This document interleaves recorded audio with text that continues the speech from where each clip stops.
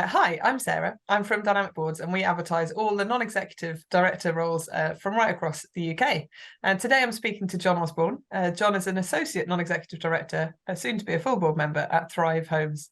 At the moment, Thrive are looking for a new chair, two new board members, but most importantly in this conversation, two new associate board members. So it'd be great, John, to hear a little bit about what your experience has been like. How long have you been on the board now?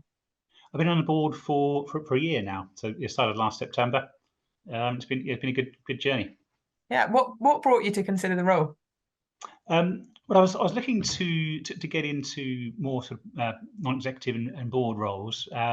Always tricky to get the first one because everyone wants to have experience of someone that's got board experience. And whilst I had some director experience on various sort of nominee companies, etc., not really sort of non-exec board experience. So it's a great opportunity to be able to take that first step. And tell me a bit about what you were doing beforehand. So beforehand, I was a property fund manager, so I had experience on commercial real estate, but not so much really on the housing side. So I've been able to apply some of the commercial real estate side, but other stuff that's completely new. So there's been a bit of a steep learning curve on some aspects, but Yeah, that's made it really interesting. but I know Thrive Homes and lots of other housing associations are looking to develop, so it's actually really helpful for them to have a lot of that skill set on their board. So that makes Yeah, sense. yeah, absolutely. From the development side and the acquisition side, all of that's been highly relevant. And been some other areas that have been new to me. So Yeah, that's it's been great. So we've spoken to Rachel and Craig, who are also on the Thrive Homes board, and sort of asked them about the structure of the associate role. So they sort of said you come in for a year at the start. How did you feel like it was different to being a main board member?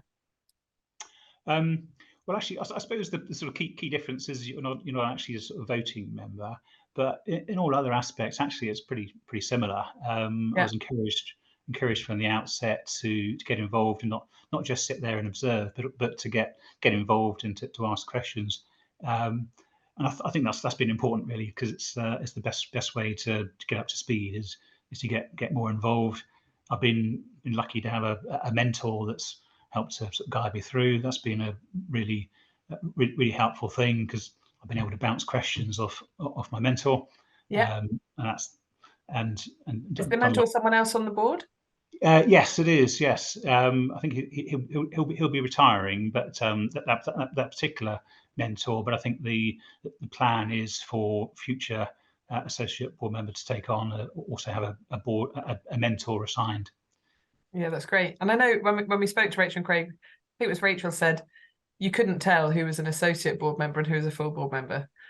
So I think that voting right points is an important one, but actually very infrequently do boards come to the point where they're voting and it's all very aware of who's got voting rights and who hasn't. So actually, you just felt like a full member and part of. Yeah, no, absolutely, because there's not always a sort of full formal vote. It's more of a Mm, discussion around the table, and often there is a clear consensus, so it doesn't need to go to an actual vote. Um, so yeah, I think it's the most important thing is that everyone's contributing, and I felt like everyone's voice has been equally heard. yeah, well, I think it's a great way in this associate role, and NHS trusts have started doing it more often as well. And Yeah. actually, they're paid board roles. I think for anyone that's considering this, it is a fantastic way in. What's Mm. been the sort of most challenging parts of doing your first board role as a non-exec, and maybe most enjoyable as well? I suppose the challenging parts really come from the sector level. There's been quite a few challenges at a sector level, from in terms of both economic aspects and building safety aspects. Um, but in terms of challenges for the actual role, I found that relatively straightforward. I've had to do a bit of background reading to get up to speed by reading things like Inside Housing and just getting up to speed Yeah. on the sector and regulations, etc. But other than that, it's been fairly straightforward, really, because I've been welcomed in and been just been made to feel welcome and encouraged to contribute. So I don't think there's been any particular challenges at the Thrive level. Great. And most enjoyable parts?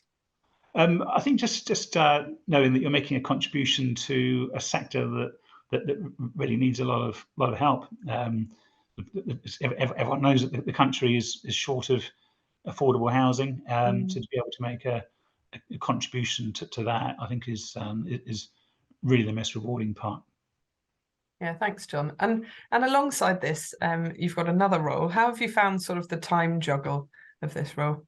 Yeah, so I think it's important to understand that you do need to be able to have some flexibility in your timings. Whilst all the meetings are generally held on sort of Monday afternoon, so there's a fairly sort of late Monday afternoon, so you've got that knowledge of when the meetings are. I think what's really helpful is that we get the board papers and the committee papers a week in advance. So Very that good. gives you plenty of time to be able to find the time that suits you to be able to read Yeah. up on all of the papers. So that's really helpful. And there's also the decision time portal where all of the papers are uploaded, and there's Q&A within that portal also in advance of the board meetings, which then makes the board meetings and the committee meetings more focused. That's great. And I know lots of boards aspire to that 1 week window, but actually not all of them do. So that's Yeah, great to know Thrive well, it Homes does. are It does. sticking to that. That's Does. good governance discipline there. So John, whenever we look at sort of who's on the board at the moment, the kind of makeup there, who would you really love to encourage to consider these two associate board member roles? Well, I think it's a great opportunity for people that have not previously had non-executive or board roles before, and it's a great opportunity for people to take that step, and that does completely broaden the field. I think from widens up the pool of people that are able to take that first step. Yeah, So, that's super. yeah, And encourage like you, people don't need to have housing experience. No, you can come from any area.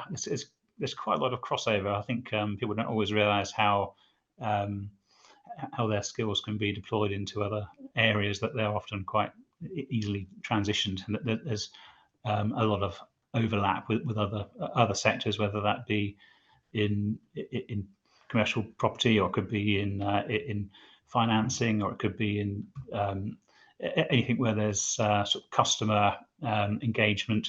So all of those aspects, it's quite a wide range of skills that can be deployed. Thank you, John. Well, it's great to hear a bit about the role. So if you're interested in one of these associate board member roles, or indeed in the board member or chair role on Thrive Homes, then you got a bit of a sense of it there from John. But the applications are open at the moment. So please do check out the role and consider applying. If you've got any questions, do get in touch with them. I'm sure they'll be able to help. John, thank you for your time, and good luck to anyone who's considering applying.